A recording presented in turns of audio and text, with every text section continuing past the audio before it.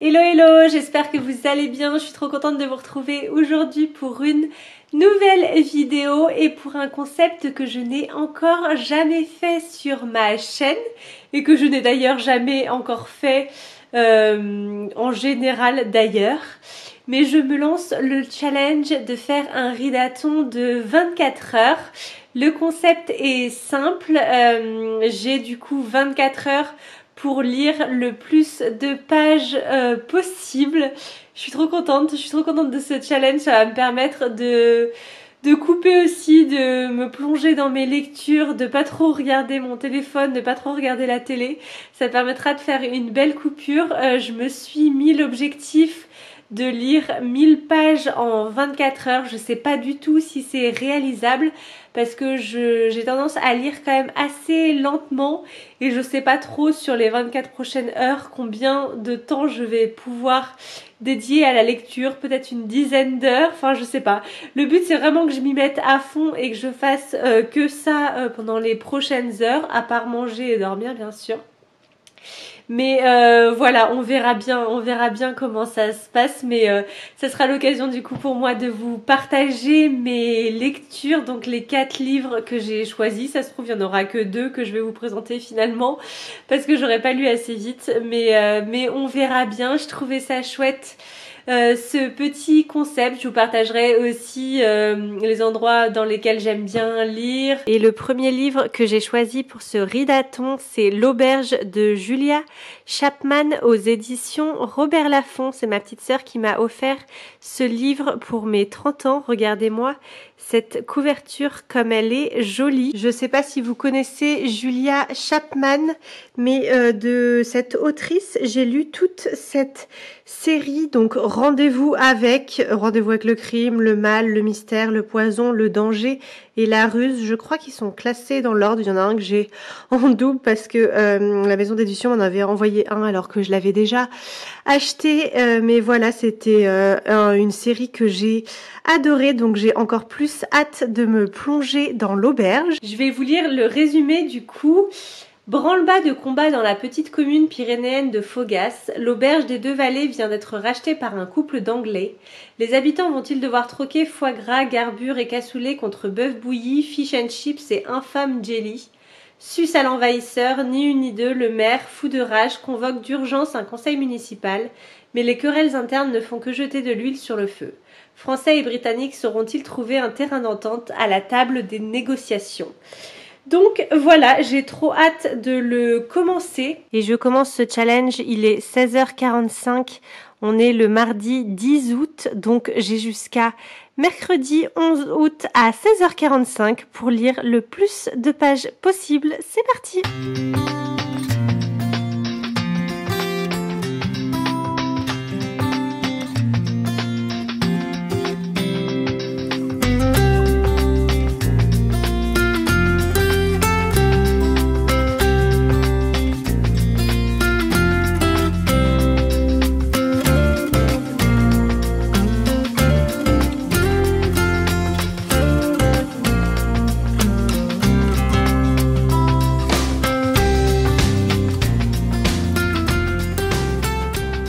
Petit point lecture à mi-parcours, j'en suis à la page 152, donc quasiment à la moitié.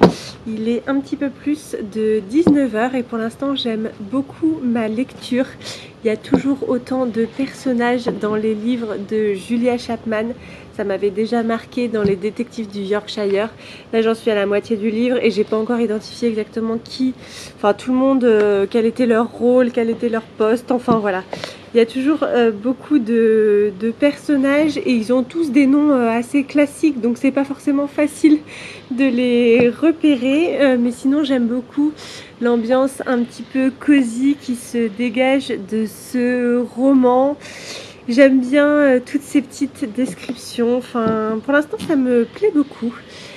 Donc voilà, j'ai hâte de continuer, je pense que je le terminerai ce soir et je vous donnerai mon avis après.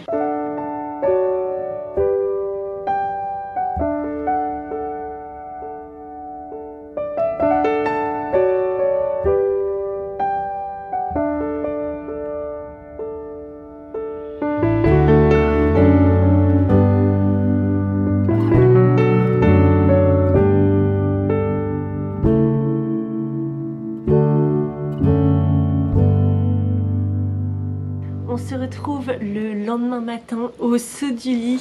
J'ai terminé du coup ma lecture de L'Auberge de Julia Chapman aux éditions Robert Laffont hier soir et franchement j'ai beaucoup aimé ma lecture. J'étais contente de retrouver la plume de Julia Chapman après Les Détectives du Yorkshire que j'avais tant aimé. On retrouve bien le côté cosy de son écriture, mais on n'a pas du tout le côté enquête, le côté mystery qu'il y a dans les détectives. Mais du coup, c'est un peu une petite histoire de village dans les Pyrénées où on suit les différentes querelles, tout ça pour l'installation de l'auberge et l'arrivée de ces fameux Anglais. Donc chaque personnage du village, il y en a qui sont pour, il y en a qui sont contre, il y en a qui sont méchants de façon gratuite, il y en a qui vont aider, enfin il y a toute une histoire autour de ça, il y a un petit peu une intrigue et pas mal de sous-entendus, de non-dits, enfin voilà. Mais j'avoue qu'il m'a manqué un petit truc pour que cette lecture soit vraiment un coup de cœur. Je sais pas, je pense que j'ai manqué... je me suis pas assez attachée au personnage, mais d'un côté, je sais pas si c'est un premier tome et qu'il y aura une suite. Mais là, c'est vrai qu'elle pose beaucoup les bases du caractère de chacun. Et je me suis pas particulièrement attachée à l'un des personnages. Enfin, s'il y en a qui étaient un peu plus attachants que d'autres, j'ai bien aimé le couple d'anglais justement. Lorna, la femme, était vraiment trop mignonne. Mais voilà, il m'a manqué un petit truc, je sais pas exactement quoi, j'ai l'impression que je me suis pas vraiment assez attachée au personnage et peut-être que je m'attendais un peu plus à une petite enquête, enfin pas une enquête mais voilà un petit peu plus de rebondissement. Là c'est quand même assez... voilà, on sait comment ça va se passer. Déjà dès le début, on sait un petit peu comment ça va se passer, même s'il y a plein de petits rebondissements et de petits personnages qui sont entremêlés. Enfin, c'est quand même vraiment bien fait. J'ai vraiment retrouvé l'écriture de Julia Chapman que j'aimais bien. Mais donc voilà pour cette petite lecture. En tout cas, ça se lit très facilement en une soirée. J'avais pas envie de lâcher mon livre. Du coup, il y avait combien de pages? Un peu plus de 300, je crois, 308 pages. Et c'est écrit relativement petit, donc c'était quand même une belle lecture. Mais voilà, je suis très contente. Ça commence bien ce ridaton. Et là, du coup, je vais m'attaquer à celui-ci. Le bizarre incident du chien pendant la nuit de Marc Haddon. Je ne sais pas si vous connaissez ce livre et cet auteur. Ça a été un gros best-seller. Je ne sais pas quand est-ce qu'il est sorti. Il a valu à son auteur de remporter le prestigieux White Bread Prize en 2003. Donc peut-être 2002 ou 2003, donc ça fait déjà 20 ans. Et j'ai trouvé ce livre dans une boîte à livres, j'étais trop contente parce que j'avais envie de le lire. J'ai un autre livre de cet auteur qu'il a publié l'année dernière, aux éditions Nil justement. Et il parlait du fait que c'était l'auteur de ce fameux roman, donc j'ai trop hâte de le commencer. Je change un petit peu de style. Voilà, pour pas me lasser pendant ce ridaton, je me suis dit que j'allais lire plusieurs styles différents. Et donc là, c'est une enquête pour le coup. Une enquête, mais une enquête un peu différente parce que on va enquêter sur la mort d'un chien, le fameux Wellington, le grand caniche noir de Madame Shears, la voisine. Et c'est Christopher Boone, 15 ans, 3 mois et 2 jours, qui décide de mener l'enquête. J'en ai entendu que du bien, donc j'ai trop hâte de me plonger là-dedans.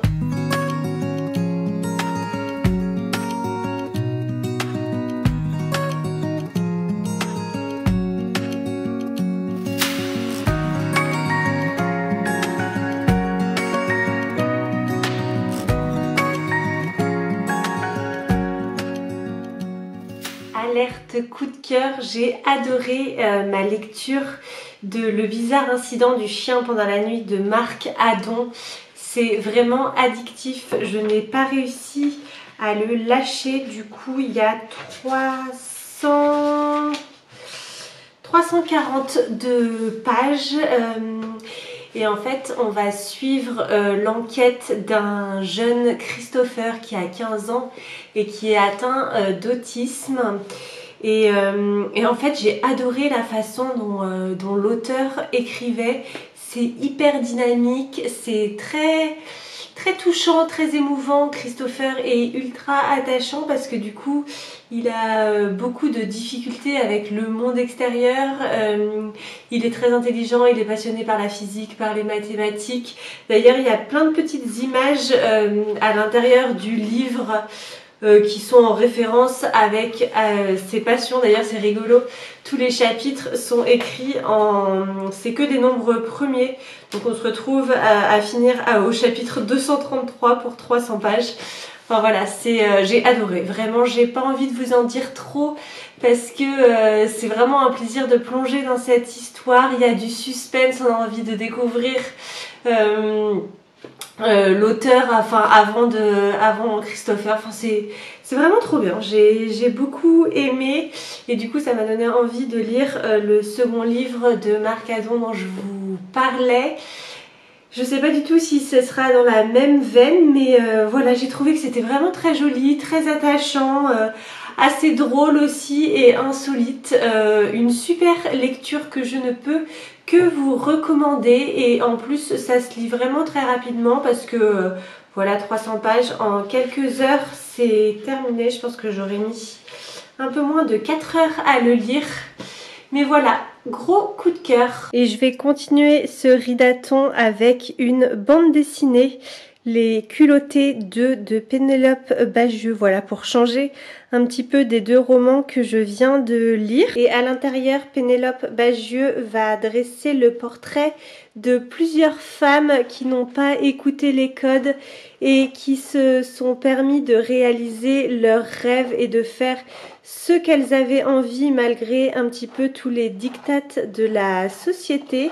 Je crois qu'il y a une quinzaine de portraits qui sont dressés dans cette bande dessinée. J'adore, les dessins sont vraiment super chouettes et il y a l'air d'avoir plein d'histoires et de thèmes différents. Donc voilà, je vais me plonger dans cette petite lecture rapide. Il est 14h30, on vient de terminer de déjeuner. J'ai aussi fini la bande dessinée de Pénélope Bagieux que j'ai beaucoup aimée. J'aime vraiment beaucoup ses dessins, sa petite patte bien à elle et bien reconnaissable. Et j'ai beaucoup aimé le sujet aussi de ces femmes qui s'affranchissent des diktats de la société. Généralement, c'était dans le siècle dernier, entre 1940 et 1990. Mais c'était hyper intéressant et puis c'est des petites histoires super courtes, donc ça se lit très bien. Je sais qu'il y a le 1 aussi, forcément, vu que c'est un numéro 2 que je n'ai pas lu et ça m'a donné envie de le lire. Là, je vous avoue que la bande dessinée, je l'ai empruntée à nos voisins. On s'occupe de leur cochon d'Inde pendant le mois d'août vu qu'ils sont partis en vacances et j'ai vu cette bande dessinée dans leur bibliothèque, donc je leur ai emprunté le temps de la lire parce que je trouve que les bandes dessinées c'est toujours super cher. Là le livre il est à 35 € et ça se lit en 1 heure. Donc voilà, parfois j'ose pas trop les acheter parce que je me dis que l'investissement est quand même assez important pour un temps de lecture assez court, mais j'étais quand même très contente de le lire. Mais sinon, il faut l'emprunter en bibliothèque, c'est le plus simple. Et là, du coup, il me reste un peu plus de 2 heures avant la fin de ce ridaton. Donc, je me suis trouvé un petit livre qui fait 150 pages, un petit peu moins de 150 pages. C'est Le Café du bout du monde de John P. Strelecki, le roman initiatique traduit en 41 langues. C'est aussi un cadeau de ma petite sœur. Je pense que ça va très bien se lire et en 2 heures ça devrait être terminé. J'ai hâte de me plonger dans ce petit roman. J'aime beaucoup les romans de développement personnel. Personnellement, j'adore Laurent Gounel, par exemple. Je ne sais pas si vous connaissez ses livres. C'est toujours un petit peu... c'est une histoire, mais ça fait réfléchir. Il y a plein de conseils. Enfin, j'aime bien ce genre de livre, donc je pense que ça devrait me plaire. Et en plus, il est quand même relativement court, donc ce sera parfait pour terminer ce ridaton.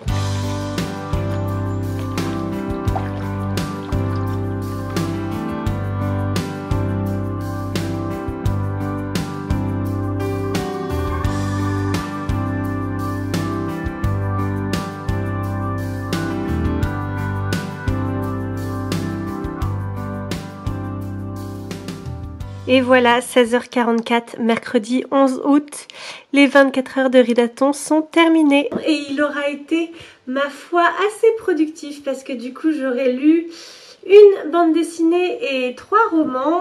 Pour vous parler rapidement du Café du bout du monde que je viens juste de terminer, j'ai beaucoup aimé. Du coup c'est... on va suivre l'histoire d'un homme qui se retrouve perdu sur la route, il y a un accident sur la route, il se perd en essayant de trouver son chemin et il se retrouve dans un café un petit peu par hasard. Et ce café se trouve être un café un peu différent parce que sur le menu, il y a écrit 3 questions existentielles et c'est un petit peu un café qui va faire réfléchir au pourquoi, du comment. Et il se trouve que les personnes qui sont dans ce café-là, à ce moment-là, se posent aussi des questions un petit peu existentielles sur pourquoi est-ce que je suis ici, quelle est un peu la signification de notre présence sur Terre. Enfin voilà, il y a plein de questions. Et tout au long du livre, il y a les différents personnages qui vont nous raconter des anecdotes sur des personnes qu'ils ont rencontrées et qui ont changé leur vie. Pourquoi et comment ça a fait un déclic dans leur tête et à quel moment. Enfin voilà, c'est hyper intéressant, ça permet soi-même de se poser les questions qu'ils se posent dans le livre. Généralement c'est un petit peu ça les romans de développement personnel à chaque fois. C'est le personnage principal qui se remet en question, mais ça permet aussi toi de te remettre en question. Donc c'était vraiment hyper intéressant et pour le coup ça se lit hyper vite. 150 pages en moins de 2 heures. C'est fini et limite c'est un livre à lire et à relire parce qu'il y a plein de... Il y a plein de belles histoires à l'intérieur ouais, j'ai vraiment bien aimé. Je pense que ce sera un livre que je relirai. En tout cas, ce sera un livre que je vais prêter parce que je trouve que c'est chouette à lire. Mais du coup, pour notre bilan de ce ridaton en termes de pages, parce que je m'étais quand même fixé l'objectif des 4 livres, donc ça c'est plus ou moins réussi si on compte la bande dessinée comme un livre, mais il n'y a pas de raison. Et je m'étais dit 1000 pages, donc là on est à 308 pour l'auberge. Le bizarre incident du chien pendant la nuit, on est à 342, donc 342, je dis quoi 308, donc 350, 650. 650 plus 144, 794. Donc 794 pages de roman. Et la bande dessinée culottée qui fait tout 163. Je suis trop contente. Je pense que ça faisait longtemps que j'avais pas lu autant en si peu de temps. Mais pour le coup, si j'avais un livre à retenir de ce ridaton, c'est vraiment celui-ci, Le bizarre incident du chien pendant la nuit. Je vous le conseille à 1000%, j'ai adoré vraiment. J'ai trouvé cette lecture passionnante, donc voilà.